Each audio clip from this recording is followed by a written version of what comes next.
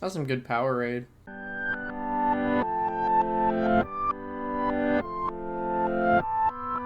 Guten Tag and every Morgen.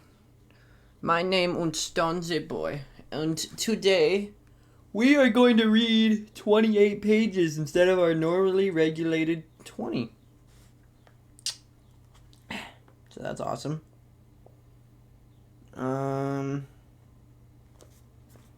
Open book. The reason why is because I like keeping it 20 pages per episode. And it was either A, I read 28 today, or B, I read 8. And even though 8 would be nicer on my throat, that'd be kind of like a middle finger to y'all. So it's kind of the middle land. But yeah. Today we are actually starting to read the new story called Room for One More. So that's pretty cool. But besides from that, let's go. To tell the... Oh my god. The name of the character's name is Stanley. Do I dare do British? To tell the truth, Stanley didn't like the place. Something about the way it's hidden from the passerby made him wonder what secrets were being kept here.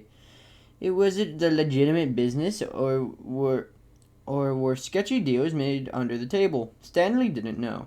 When he was hired, the supervisor had told him that his job was on a need-to-know basis. And as far as the business was concerned, Stanley didn't need to know anything. After a year and a half on the job, the only thing Stanley knew was for sure that his paycheck always cleared at the bank. To get to work, he had to walk through the storage yard stacked high with lumber, concrete blocks, and steel girders. Concealed in the middle of the building materials was a stairway leading underground. A single low-waiting light bulb illuminated from the dark steps just enough for him to find his way down safely. At the bottom of the stairs, he had to pass some stinking biowaste bin. Bio-waste. Sorry, I can't read white very well. He passed by every night. It always had the same exact mixture of foul odors, something chemical, something like rotten food, and something, most disturbingly, something like how he imagined the smell of decaying flesh. The stench set a tone for what Mike Stanley was about to stand. Just like how the biowaste bin, Stanley's job stank. He scanned his ID badge, and a huge metal door opened a groan that always seemed to express how Stanley felt his upcoming shift. Sometimes he groaned at night along with it. The facility was dark and lacked proper ventilation because he was an underground location. There was always a level of dampness in the air that made Stanley feel clammy. Supposedly, the building was a factory, but even on the inside, it provided no clue to what kind of work might have been going on down there. The building was a network of dim hallways, faintly illuminated by sickly greenish lights. Networks of black pipes snaked overhead. Throughout the hallways were giant locked metal doors. Stanley had no idea what was behind them. If there were a factory, it would stand no reason that people were on the premises manufacturing something. Sometimes Stanley could hear the banging and rumbling of some kind of machinery behind the big locked doors. He assumed that there must be other workers in the building, people operating the machinery, but during the entire time on the job, he had to lay eyes on another human being. It was strange to be a guard and not really know what you were guarding. Stanley looked down in the hallway, hearing hissing and clanging from behind one of the metal doors, and scanned his ID to enter the security office. He settled down at the desk where he could watch all the building's entrances and exits on the facility high-tech monitors. Stanley had been hired to work in the faculty all year, and a half ago. At the job interview, it became obvious that the job was unlike any other security guard position he had ever held before. The supervisor who hired him was a strange little bald man with too large suit who fidgeted and seemed to have a hard time meeting Stanley's eyes. "It's not a difficult job," the man said. "Just sit in the security office, watch a building exit to the monitors, and make sure nothing gets out." "Nothing gets out?" Stanley had asked. "In other jobs, I've always watched to make sure nobody gets in." "Well, this isn't other jobs," the twitchy little man had said, getting a sudden interest in the papers on his desk. "Just watch all the exits, and you'll be fine." "Yes, sir," Stanley had said. He was confused, but he didn't want to make trouble. He had been laid off from his previous position, and the bills were piling up. He needed this job. When do you think when do you think you can start? The man had asked him, looking in the general direction of Stanley's face, but still not meeting his eyes. As soon as you need me, sir. Stanley had been expecting a more rigorous interview. Usually, for security guards, there's a lot of questions, personality tests, references to be followed up on, an extensive background check. Companies wanted to make sure that they weren't hiring a fox to guard the hen house. As Stanley's granny used to say, excellent, the man had said what was almost a smile. We have a sudden vacancy. I'm afraid. We are an urgent need for someone to fill the position. Guy up and quit on you? Stanley had asked. In matter of speaking, the man had said, looking past Stanley. Unfortunately, the prior security guard passed away suddenly. Very tragic. What happened to him? Stanley had asked. He knew that there were inherent dangers on the job, but if a prior guard had been killed on the line of duty, he felt like he ought to be told about it. If this job was especially dangerous, he needed to know what he was signing up for and made an informed decision. Massive heart attack, I'm afraid, the man had said, looking down and shuffling some papers on his desk. We'll never know how much time we're given, do we? No, sir, Stanley had said, thinking of his dad, whom he had lost recently. The man had nodded thoughtfully and then looked at Stanley.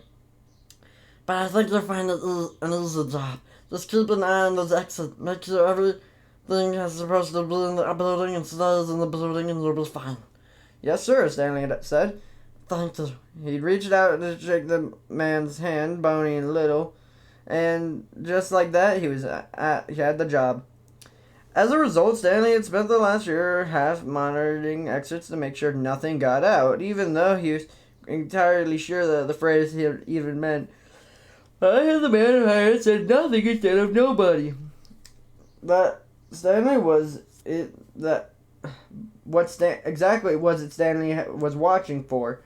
He had have thought he might ask the strange, twitchy little man about it one day, but brief at that job interview, Stanley had never seen him again. Stanley unscrewed the lid on the thermos of coffee. He got ready another long, lonely night. He wouldn't mind the lonely nights so much if his days weren't lonely too. Up until 2 weeks ago, when Amber and his girlfriend were more than 2 years, dumped him, his days have been brighter. During the dull working hours, Stanley would finally work forward to the time he had waited once he clocked out 7. He would walk over to City Diner across the street for breakfast, eggs, bacon, toast, and crusty oniony hash browns. Once his belly was full, he walked back to his apartment, fall into an exhausted sleep for a few hours. Afterward, he wake up, eat a sandwich, do a little cleaning or laundry, and then play video games until Amber got off work at the grocery store at 5. Amber only brought over ingredients for dinner. She loved the cooking shows on TV and liked to try out new recipes, which was fine with Stanley. He loved to eat, and he had a belly to prove it. He wasn't fat exactly, just well padded, like a comfortable sofa. Spare ribs with plum sauce, chicken abado, chicken carbonara. Whatever new recipe Amber wanted to experiment with, Stanley was happy to eat. Amber and Stanley would cook dinner together, and then they would sit across from each other at his little kitchen table and eat and talk about their days. Since Amber actually saw people at the job, she often had funny stories about things that had happened in the store. After they loaded the dishwasher, they'd cuddle on the couch and watch TV shows or a movie until it was time for Stanley to get ready for work. Most of the dates were cozy nights in, but on Stanley's nights off, they'd go out to dinner, usually at Luigi's Spaghetti House or Wong's Palace, and see a movie or go bowling. Stanley's time with Amber always felt happy and comfortable, and he had thought that she felt the same way. But on a terrible day, when she broke up with him, she said, "The relationship is as stagnant as a frog pond. It's not going anywhere." Blinded, Stanley had said, "Well, where would you like it to go?" She had looked at him with a question and part of the problem. "That's just it, Stanley. You shouldn't have to ask." Stanley was barely 25, and Amber was the first serious girlfriend he ever had. He loved her and had told her so, but he didn't feel emotionally, financially ready to engagement or marriage. He thought that what he and Amber had was enough for now. It was too bad she didn't feel that way too. A few days before, Stanley had gone to his nephew Max's 5th birthday party with his sister Melissa's house. It was the first time he'd left the house to go anywhere but work since the breakup. At first, the sight of the playful preschoolers and the familiar festivities of the balloons, cake, and presents had cheered him up a little. He had come in his uniforms because he knew Max thought it was cool, and it was turned out the other boys Max's age thought it was cool too. They'd swarm to him and say things like, "Your badge is so shiny," and "Do you chase bad guys?" They were a hoot. Stanley liked the little kids. He always had. After the kids had gone back to the party game, Stanley had listened to the parents who were standing around talking and laughing about things their kids said or did. He started thinking, what if Amber had been his last chance to settle down and have kids, and he had blown it? What if he was doomed to always be a bachelor uncle at his nephew's birthday party, standing on the sidelines and never somebody's husband, somebody's dad? It didn't help that Todd, Stanley's brother-in-law, had settled up to him and said, "Hey man, I was picking up a takeout order at Luigi's the other night and saw your ex on the date with the manager of the snack space." Stanley had nearly choked on the birthday cake. "She's dating somebody else already? It sure looked like a date to me. She probably had him lined up before he even broke up with you," Todd had said. You know the guy?" Stanley is shaking his head. "Well, I hate to break it to you. He's tall and fit. A sharp dresser, too. I checked out his car in the parking lot and when I left. A sports car." Stanley was short and dumpy and didn't own a car. And if he did, it sure wouldn't be anything as expensive as a sports car. Maybe that's why the relationship with Amber was so stagnant. He wanted to climb the social ladder and she wasn't content where she was. Stagnant Stanley, he would be called. He would have stopped brooding, he told himself. He was at work, so he should be working. He drank his coffee and monitored the lack of activity in the building. All the exits were clear. They were always clear. He didn't wish for danger, but it would be nice to have something to do. Even when the coffee is always started getting heavy, his head felt like a bowling ball he was trying to carry on his shoulders. He started to nod off. This is typical on any given shift. Stanley was likely to spend 4 to 8 hours fast asleep. He was one reason he didn't try too hard and look for another job despite his boredom and loneliness. How many places would pay for you for sleeping? Soon, Stanley was snoozing away in his chair. His head rolled back. His big feet popped up at his desk. Beep, beep, beep, beep. Stanley was awakened by an alarm. Distorted for a second, he mistook the alarm at home. But then he remembered where he was and checked the monitors. A motion sensor had been activated in the vent right in the security office. Well, at least he wouldn't have to go far to check things out. Stanley stretched, rose from his chair, and grabbed his flashlight. He squatted on the floor, removed the cover from the vent, and turned the light into the darkness. He saw nothing. Really, the vent was too small for anything too dangerous to pass through it. Maybe a mouse or a rat had activated the sensor. If the problem continued, he might fill out a report, though he was never really sure who received and read the report he sent, and suggested for management to call pest control company. Stanley yawned and went back to his chair. It was time to go back to his nap. 2 hours later, he woke up with a start. He sat up, wiped the drool in his mouth, and looked at the monitors. Nothing. But on his desk, there was an object that hadn't been there before. It was immediately apparent what it was. Upon closer inspection, it appeared to be a toy. A doll of some kind, with jointed arms and legs. It wore a tiny white tutu, and its little feet were painted white. It looked like it was wearing ballet slippers. Its arms were raised like a ballerina who were about to do a parade. Stanley smiled at himself, rudimentary knowledge of ballet terminology. At all the times being dragged by his older sister's ballet side as a kid had less taught him something, and a simple the doll also reminded him of the dolls that had been in his high school art room. The wooden dolls would be arranged in a variety of positions to teach students to draw in human form. But unlike the art room dolls, which were faceless, this ballerina doll had a face. But it wasn't the face you would expect. It would seem logical for a ballerina's doll's face to be painted to look like a beautiful girl's. Not this one. Its face was clown white, and big black eye sockets were blank and empty. It had no discernible nose, and its big black mouth was toothless, grinning, gaping hole. The face didn't match the body at all. Why would somebody paint a ballerina's face in such a ghoulish style? Stanley's mind was full of questions. What was the weird thing? What was it doing on his desk? Who had put it there? He picked up the doll. He spent a few moments bending it into different positions. Look, she's doing the splits. Now she's doing a Russian folk dance. Stanley chuckled at easily amused he was. He really did spend way too much time by himself these days. He'd probably get a hobby. He tilted the doll over to make her do a handstand. Small voices from inside the doll's body said, "We like you." What was that thing over the doll again? It must have been some type of a sound chip inside a moment. "We like you." It was a little girl's voice, high-pitched and giggly. Cute. "Who's we?" Stanley said, smiling down the wall. "I just count one of you," she told her. "I like being close to you," the doll chirped. "Well, believe me, it's been a while since a girl said that to me," Stanley said, holding up the doll to look at her better. "Too bad you're tiny and not an actual human being. Weird Kind of weird looking, too, he tilted her head. He wondered how many recorded phrases were in vocabulary. You're so warm and squishy, the doll said with a giggle. Well, that was a new one. It was true, or at least the squishy part was. He had been eating like an elephant ever since Amber broke up with him. He had always been a big eater, but this was different. Now he was eating because of sadness. Whole tubs of chocolate chip cookie dough ice cream, family-sized bags of potato chips with French onion dip, have a dozen fast food tacos in one sitting. Emotional eating, the experts on the internet called it.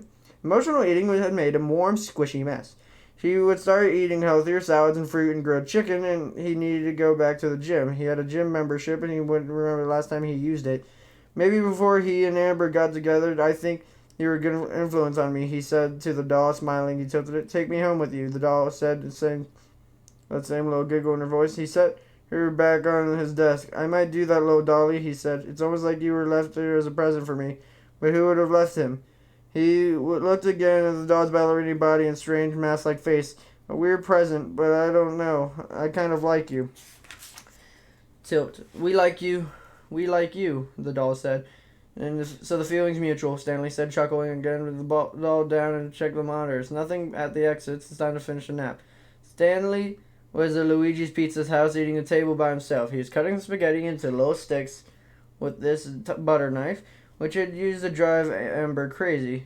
You were supposed to twirl into a fork, she said, using your spoon to keep the noodles from falling off. So Stanley was always seemed like an unnecessary delay of getting food into his mouth.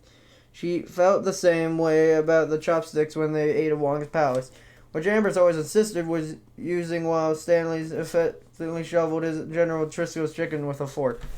But Stanley and Amber weren't eating anywhere together anymore. She was sitting at a cozy table in the corner with a handsome, well-dressed man.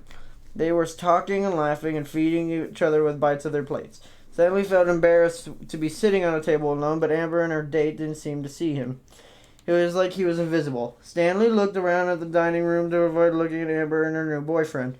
At the head of the room there was usually a piano, was a casket. Stanley's dad lay inside it, his sunken cheeks too rosy to make up where mortician had tried to disguise his death pallor. Everywhere he looked, Stanley saw someone he had loved and lost. He looked down at his plate, avoid seeing anyone else. His spaghetti had turned into a tangle of wriggling worms. The worms crawl in, the worms crawl out. They eat your guts and then spit them out. Stanley remembered the gruesome song on the playground when he was a kid. It was morbid, sure, but what he did so know was death back then. But now his childhood was gone, his dad was gone, Amber was gone. Why did everything have to go away? He picked up a plate of worms and hurled it across the room.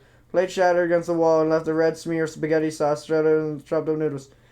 Stanley woke up gasping for breath. It's okay, he told himself. It's just a bad dream. It was 5 minutes until his shift was over and the doll had been on his desk was gone. It was strange, but nobody but him was ever in here.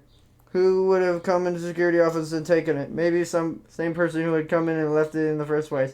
Whoever it was, for a split second he considered filing a report about it, but realized there was no way he could.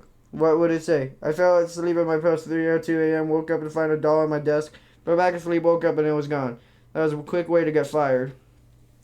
If Amber was still around, he would have a story to tell about something interesting that happened at work, for once. These were some of the saddest moments of Stanley's already sad days, when he'd think, wait till I tell Amber, and then remember there's no Amber to tell. Stanley held on his nose as he passed the biowaste bin outside the facility. He emerged from the stairs to a day that was bright and sunny. After staying in the dark hole for 8 hours, it always took his eyes a few minutes to adjust to the intensity of daylight. He squinted and blinked like a mole and popped up for an underground tunnel. Stanley crossed the street to the city diner, sat down in his usual red vinyl booth, and turned his upside-down coffee into an upright position, almost as if by magic. Katie, the server, were there to fill it. Stanley knew a little bit about Katie from making small talk with her. She was around his age and taking some classes in community college that her son had started preschool. You want the usual thing, morning, Stan? He said. Her smile was friendly and her eyes were very blue. She was prettier than Stanley remembered her being. Maybe she was just lonely since the breakup. He would often go for a whole day with Katie. It just was the only other human being he talked to. Actually, I think I might look at the menu today, Katie. If he was going to make healthier choices, he might as well start now. Though it was hard to do with the irresistible smell of bacon wafting through the air. Watching that other people were eating didn't help either. The guy at the booth across from him was eating a tall golden butter and maple syrup drenched stack of pancakes. They looked delicious. Katie handed him a laminated folder. Changing it up this morning, are we? I thought I might. He scanned the menu looking for healthier options. None of them sounded as tasty as his usual order, but if he was going to get less squishy, he was going to have to make some sacrifices. I think I'll take some mushroom egg white omelet with a turkey sausage and a whole wheat toast. Katie smiled as she wrote down his order. I'm impressed. Going on a diet, are we? He smiled and patted his belly. I think about it. After Katie left to put on his order, Stanley left his gaze wandering around the restaurant. In the last booth of the corner, an old man sat nursing a cup of coffee and reading a newspaper. He was at the old city diner every morning, always alone, lingering over coffee long after his breakfast plate had been cleared. Stanley could feel the old man's loneliness just as surely he felt his own. He wondered how, now that Amber had dumped him, and if his fate was the same as the old man's. Could he grow old and be lonely, so he sat down in public places just to have an illusion of some company? Was it that what Stanley himself was doing right now? Here you go, he said, delivering breakfast with a smile. Egg white omelet was surprisingly decent, but when Stanley had tried his whole wheat toast, he had difficulty swallowing it. His throat had gone sore suddenly, and he felt it swollen partially shut. It was odd. He couldn't remember the last time he had a sore throat. He pushed the breakfast plate away. Does the healthy stuff not taste good? Katie asked, clearing his dishes. You're usually a member of the Clean Plate Club. No, it was good, Stanley said, his voice coming out croaky. My throat's just really sore. It makes it hard to eat. Well, there's all kind of bugs going around. Lots of kids and teacher are out sick in the little boy's preschool. I hope you're not coming down with something, Katie said. Me too, Stanley said. Well, it was entirely possible that he was. Who knew how many germs were swirling around that damp, dark underground facility with no fresh air or sunlight ever reached? On the way home, he stopped at the drugstore and brought some throat lozenges. He popped up as soon as he had paid for them. Swallowing was something more painful and difficult. Whenever you come over to the apartment is reasonably clean. Now when he walked into it, it felt as not doubly nasty surprise. There was a mess, and there was also meaning behind the mess. As a reminder, Amber is gone. The coffee table was cluttered with half-empty soda cans, hamburger wrappers, fried chicken boxes, and Chinese takeout containers. Dirty laundry scattered in random piles on the floor. Part of him wanted to clean it up, but the rest of him said, what does it even matter? She's not coming back, and there's nobody here but me to see the mess. Stanley unwrapped his throat lozenge and popped it into his mouth. He was definitely getting sick. Great. That was just what he needed. One more thing to make his life a little bit more miserable. His mom had always been a big believer in steam when he or his sister was coming down with a cold, so he decided to take a hot shower. If congestion was just part of causing a sore throat, breathing in some steam might help. Take it off his security uniform shirt. He had a hard time pulling himself left out of his sleeve.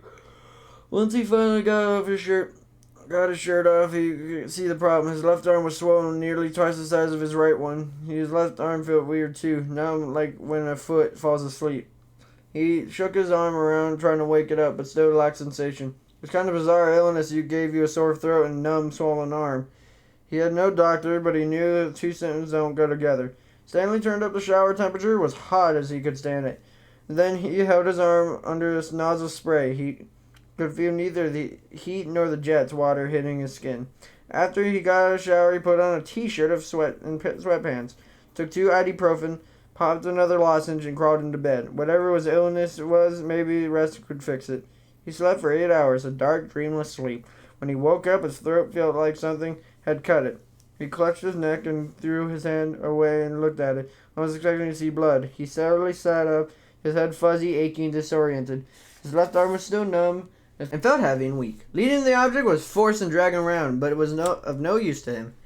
He popped another throat lozenge, even though the first one hadn't begun to touch his level of pain. In the bathroom, he looked at himself in the mirror. His eyes were bloodshot, and he looked like he hadn't slept for days, even though he would have been well rested. A sore throat? Had his mom used to give him a sore throat when he was a kid? He flashed back to those days and would stay home sick from school, and his mom would take care of him. Hot tea with lemon and honey. That was what he had always made for him. He was pretty sure that he had some tea bags somewhere. He went into the kitchen and rummaged through the cabinets until he found a box of tea bags that had been there since who knows when. Tea doesn't expire, does it? He thought. He microwaved a cup of water and submerged the tea bag in it. We found a little plastic packet of honey in the drawer full of restaurant takeout packets of mustard, ketchup, and soy sauce. He stirred the honey into the tea. He remembered his mom saying the honey was soothing because it coated your throat. He didn't remember what his lemon was for, but he would have to do without it. He turned on the TV to check the sports scores and sipped his hot drink. It helped a little bit, but when he finished, he went back in the kitchen and opened a can of chicken noodle soup. Chicken soup was supposed to be good for sick people, right?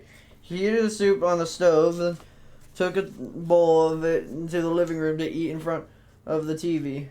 He was quickly discovered that all he could manage was sipping the broth. The chicken chunks and noodles hurt too much going down.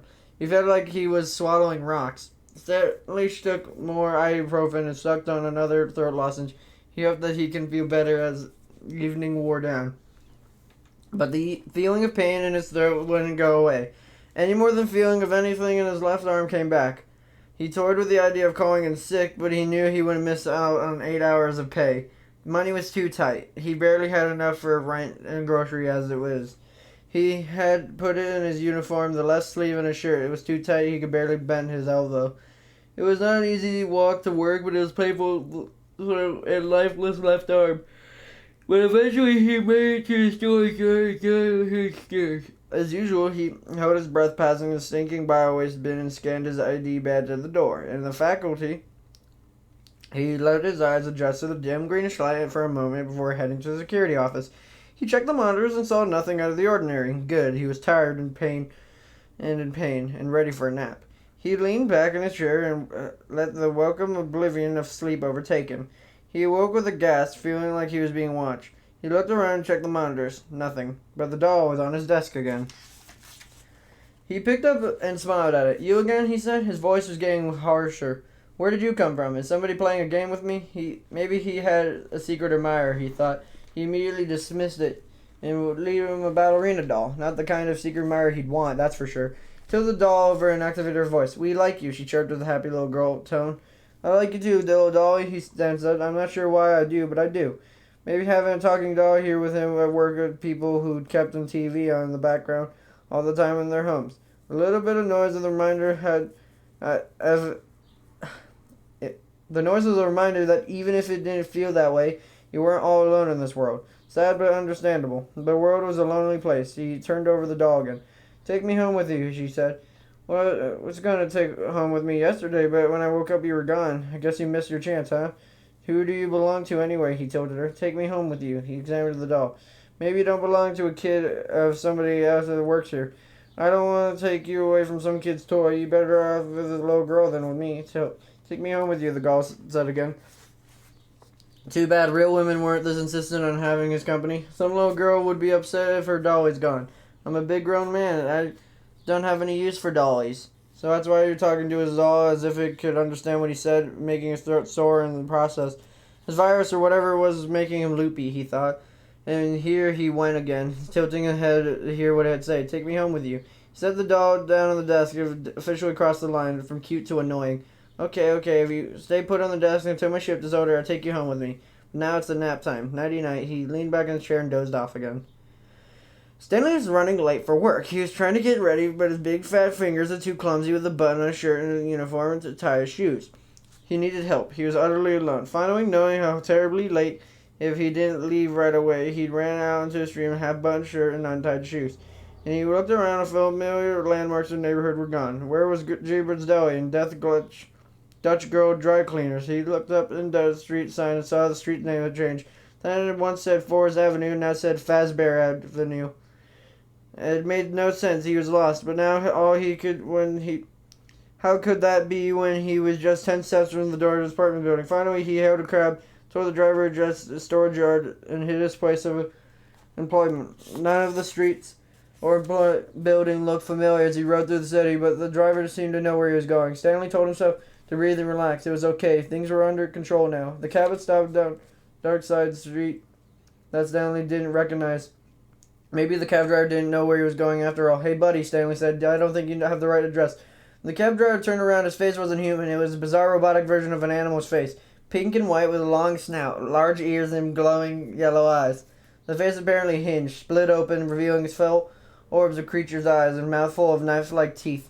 It opened its jaws wider and lunged toward Stanley in the back seat, shattering the panel of glass that separated them.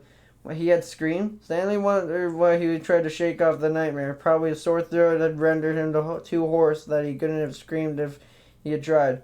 But even if he had, who would have heard him? Squirreled away to his tiny dark office, he would die in there. Nobody would notice. Nobody guards security guard.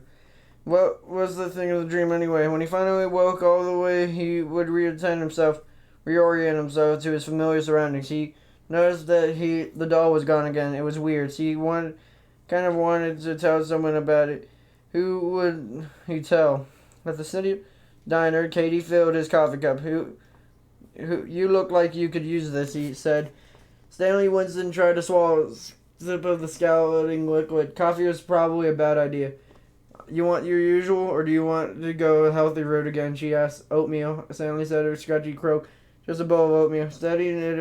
Katie knitted her brow. Are you okay, Stan? You don't sound so good. It was nice that she cared enough to ask. Sore throat's worse. He rubbed his neck. I don't think I can eat solid food. Okay, oatmeal it is. But have you seen a doctor? You know, the drugstore around the corner was a little walk-in clinic. When I had an ear infection last month, they gave me some medicine and fixed me right up. They're pretty inexpensive, too. No doctors. People always thought doctors could fix everything, but when Stanley's dad had gotten sick, he couldn't work anymore. He had gone to the doctor and taken every medicine, done every torturous treatment when he told to do. Within 6 months, he was dead anyway. It was actually a nurse instead of a doctor at the clinic, Katie said. She's really nice, but she will just ask you some questions and take a look at your ears, nose, and throat, and then write you a prescription. It's just some kind of bug. It'll run its course, Stanley rasped. He had to admit and did sound terrible, though. Suit yourself, Katie said. I'll get you your oatmeal, but I'm also bringing you a large orange juice on the house. It's a little extra vitamin C, can't hurt. Thank you. Stanley was struck by how caring Katie was. He wondered if she was single, and it would be nice to have someone who cared about him. Eating the oatmeal, feeling like sodding hot sand, hoping for relief, he sipped some orange juice. It burned his throat like battery acid. On his way home, he stopped at the drugstore and brought some throat lozenges that were supposed to be stronger than the ones he'd been using. He doubted that they would be strong enough. Once he was back in the apartment, he kicked off his shoes and clapped on the bed without taking off his uniform. He was asleep in seconds. He woke 7 hours later to the ringing phone. His mouth was dry as dust, his throat strung and burned. He reached the phone and grabbed arm and quickly discovered it was numb, swollen now, too. Awkwardly, he managed to lift the phone ear. Hello? His voice was a scratchy whisper. Stan, is that you? His older sister, Melissa. Hi, sis. He hadn't seen her since the nephew's birthday party, but usually he called 9 at a time to check on him. You sound awful, Stanley. Could hear the worry in her voice. Are you sick? Come down with a cold, he said. He didn't want to say any more about the minimum number of words it took to communicate meaning. Talking hurt too much. No wonder, Melissa said. Working nights in that dark, airless factory, like being in a catacombs, I'm sure. Surprised you're not sick all the time. Hey, listen, the kids are over at Mom's and Todd is bowling tonight. I made a pot of chili and some cornbread. I thought I might bring some over and we could have dinner together. Even though he felt horrible, he was grateful for the offer of company. At least he didn't have to face another evening alone. Sounds nice, he rasped. Okay, I'll be by 6. Do you need me to pick you up anything at the drugstore? A new throat, Stanley thought. He said, no thanks. With difficulty, he dragged himself out of bed and into the bathroom. He looked in the mirror and surveyed the damage. His throat significant. Dark shadows had formed under his bloodshot eyes. His skin was unhealthily grayish cast. That worried him the most, though. It was his right arm.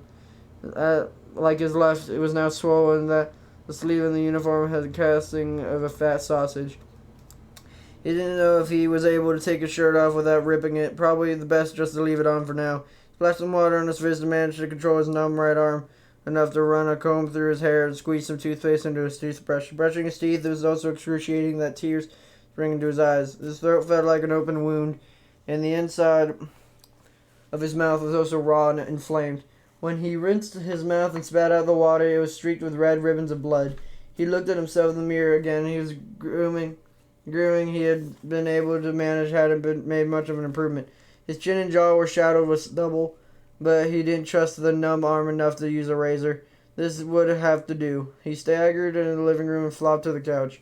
Unable to even find enough energy to pick up the TV remote.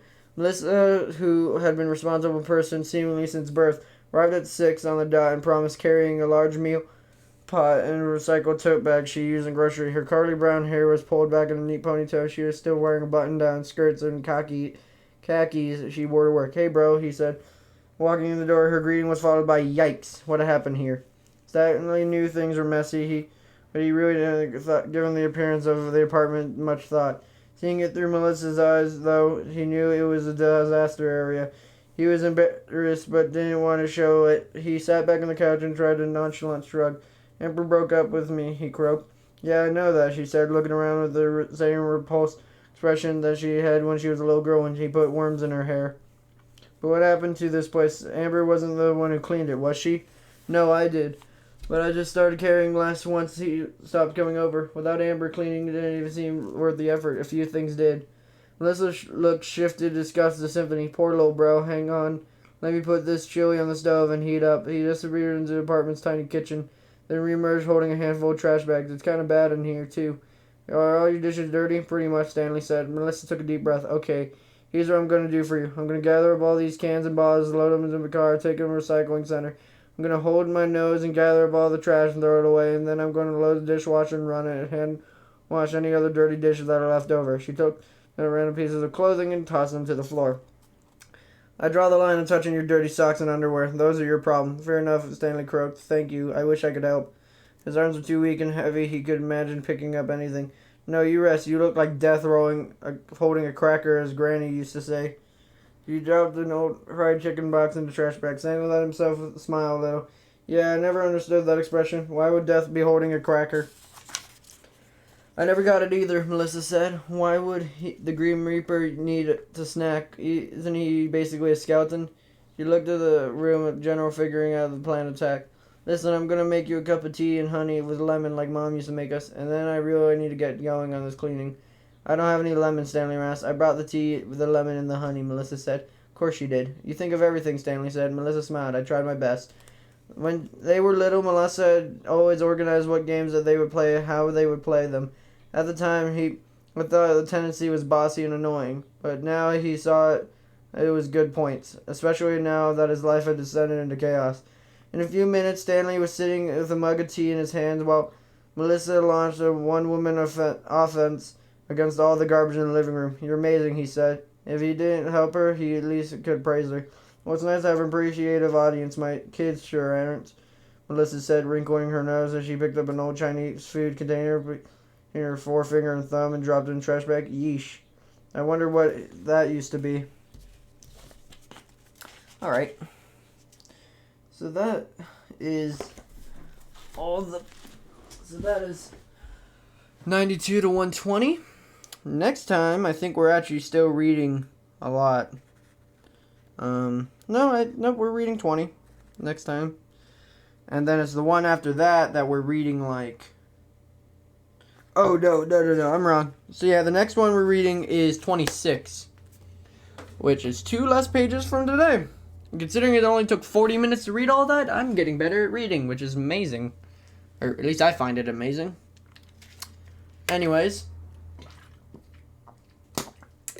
I hope you guys have a super fantastic, wonderful day. Before I go, actually, you can leave if you want to. If you're done with the book, this isn't reading. This is just me talking at this point. I just wanted to say something. If you ever get broken up with, or whatever that case may be, of like, I don't know, somehow somehow love just doesn't go your way. You know, I understand how it is. I got broken up recently. Here's a trick. Don't think the world's against you, first of all. This is from someone who literally recently got broken up in April. And this was recorded in... It was 3 months ago. So understand, I'm still kind of new to the idea. But take it from my perspective. The first month I was sad. The second month I was didn't know much about it. But now I'm kind of in a nice place. My lesson to those who've been broken up with: if you're sad, be sad.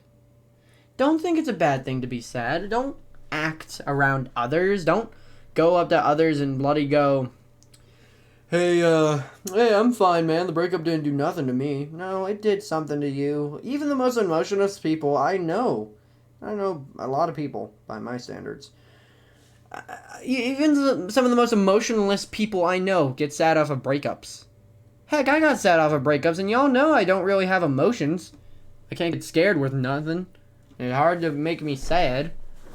But don't take something like that as a reason to give up and do what Stanley's doing. Don't pull a Stanley. If you got broken up with and you're living with someone, blah, blah, blah, don't give up on yourself. Trust me. Even in the book it quotes, I went home to a disgusting house. Just to add another miserable thing on the pile. If you end up sad, be sad. That's okay. The thing with sad people, they always look at being sad as a negative. It's not. It's an emotion. That's just the bottom line. It's an emotion. Like, I've been sad. I'm not gonna lie, I've never been sad on camera. Y'all don't know me as being sad. Y'all probably see me as some whack job. Some of y'all probably go into the comments and make fun of me if I got big. But the bottom line is, it's okay to be sad. It's okay. It's okay to cry. You have people in this world that go, oh, if you cry, you're a little crybaby, you're a little pansy, you're a pussy. It's not that at all. It's if you cry, you cry. It's an emotion. It's the way to let out emotions. Some people, when you cry, it makes it worse, but others it doesn't. Everyone works the same. So I'm not saying if you cry, it's bad. I'm saying if you want to cry, cry. Don't give it a second thought. Don't think it's a negative. Because all that's going to do is make, as soon as that word negative comes up, you're going to start thinking more negative, and that's not good. So don't look at this world as a sad piece of garbage. Look at this world as a happy one. If your room's messy and you're sad, don't go, I should really clean that up. But no, I guess I won't. Who cares? No one's here anyways. No, don't take it as that. Take it as, you know what? I should better myself. And to start off, I should clean this room. That should be your goal. Because then you clean your room and then you're happy boy. Or girl. Whatever gender. And then you clean your room, and instead of being sad about no one's ever over, you can be happy of, hot damn, I can have people over. And then, yeah, you can just be really happy with that. You can go, hey, I can have people over, I can hang out with buddies, and if you don't have buddies, go make some. Honestly, the thing with the people is they always go, I don't have any friends to hang out with. And I do that too. I don't have any buddies to hang out with. But what I need to push into my brain, as well as what people of this situation should do, they should just go out and make friends. Easier said than done, maybe, to certain people. But I guarantee everyone can make a friend. Just be nice, be kind, listen. If someone needs help, help them.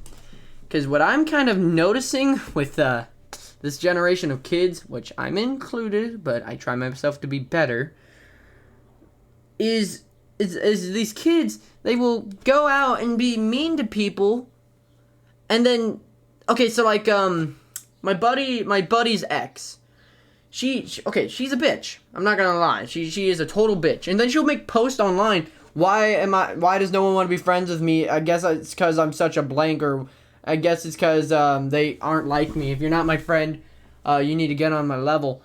Here's the truth. You're probably a bitch. If you don't have friends, you're probably misunderstood or something. But if you're in that situation of you insult people and you don't have friends, you're probably just mean. Like, way too mean, and you can't make friends because of that. Honestly, I've seen it a lot, and I just tell them be nicer. Then they get mad at me, but it's like, bottom line, if you think you have anger issue problems, check it. Like, think about it. Think about a bunch of questions in your head, like, if this situation came up to me, what would I react to it? Like, just you yourself think that, and don't go, well, I do this positively. Think about the negative of it. So, like, to make sure I'm nice as a person, I think, what if someone came up to me and started yelling at me? Right? I wouldn't think, well, as a nice person, I would think, well, honestly, and then I'd envision it and say exactly the first thing I'd say out loud. And I found out that when I was younger, I was really mean. When I was younger and I was doing that test. By the way, I made this test myself. When I was younger, or maybe it's a test someone else made, but I know I made it to my mental self, and I've never heard of it before. When I did that test of myself when I was younger, the first thing I said, you want to fight. That's the first thing I said. And I was very aggressive as a kid. But nowadays, like, if I were to do that right now, I'm not even thinking, like, if I were to, like, breathe and think, and I see and envision a woman walking up to me and start yelling at me, I would say, hi there. Okay, she walks up. Do you want to know what you're freaking doing? Please, ma'am, understand I don't know what I'm doing wrong. Please explain to me. See? I just closed my eyes and did that. And by me closing my eyes and not thinking, like thinking of other thoughts like seals or plushies or whatever you want to think about, if you close your eyes and think about something else for just a millisecond, and then do that test, it'll show you a type of person you are. So, the lesson to learn from today's episode, and I'm sorry for making this 50 minutes long, be nicer to others, care for others more. If someone's sad, don't go, man, that sucks, man. Ask them, is there any way I can help? And if they are honest, then they will tell you either no, I'm good, or no, or they'll probably say, yeah, if you can help me, I would like to talk to someone. If you want to talk to someone and you know you have a good friend, which, trust me, I've met a lot of people this generation, there's not that many good people. If you can trust someone enough, like way, way, way enough, you should go up to one of your friends and go, hey, can we just talk? And I need to get this off my chest. Literally, it should just be that. And I know that's something like every school in the world says, but take it from a kid, a fellow kid. I'm probably one of the weirdest kids, but take it from another fellow kid of this generation. Talking to your friends is very nice. Like, I call myself a self-proclaimed therapist, but the truth is I'm not. I really am not. I'm just someone who listens. I'm someone who listens and helps with my opinion. Like, in my opinion, like if someone were to ask me for help, I go, well, in my opinion, I would do this. However, like, it's helping people. It's giving your own opinion and helping others. If someone trusts you enough, then there. I wish everyone was like that. Because I like hearing stories from my elders. And they would tell me stuff like, oh, friends were always like that. They'd always have your back. And nowadays, it's just so vacant. No one has your back. Everyone will yell at you, call you a pansy, call you names if you have emotions. It's really sad.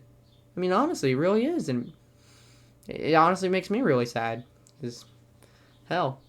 And maybe it's somewhere different. I'm in California, so maybe it's different somewhere else. Maybe somewhere else there's actual friends, actual kids.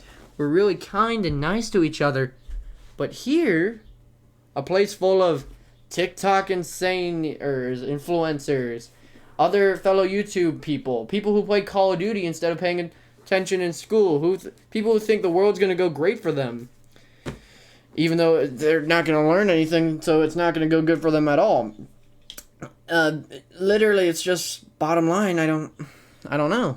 They're just not nice to each other. I can't figure out why. But yeah, that's my scoop on it. Bottom line, if you're sad, find a way to be happy. Whether it be cleaning, reading, as I'm doing. I'm not sad and I'm reading. Goodness no, I'm happy. But when I am sad, I'll read to myself. Like this series is just content. And plus document down, I've read a lot. Granted, they're child books, but who cares? Bottom line, be happy, love your fellow humans, and yeah, just Treat everyone as everyone. Treat them as humans. Don't treat them like animals. Treat them with kindness and respect. And if you ever get sad or angry, question yourself why you're sad or angry. Or angry, not angry. Or angry. And figure out if that's really the correct thing to be. Like, question, why am I angry? Should I be angry? And do that little test I said if you ever are confused of, like, am I a nice person or not? And I'd say do the test a few times. Like, imagine the girl says that, and then you're trying to be kind to them, and then they try to antagonizing you more. Just keep going with the test until you get angry. Just test yourself how long until you're angry, and then you yourself can determine if you're a nice person or not. Or do the test multiple times. It doesn't matter. It's just to determine if you're nice or not. I find myself nice. I think I'm a nice person, but others might not think so. I mean, honestly. But yeah. Hope you guys have a super fantastic, wonderful day. Be polite, be efficient, and I hope you guys learned something from this. Ski beep deep buddy beep. Oh yeah, we're reading a lot of pages next time, so yeah. Bye bye.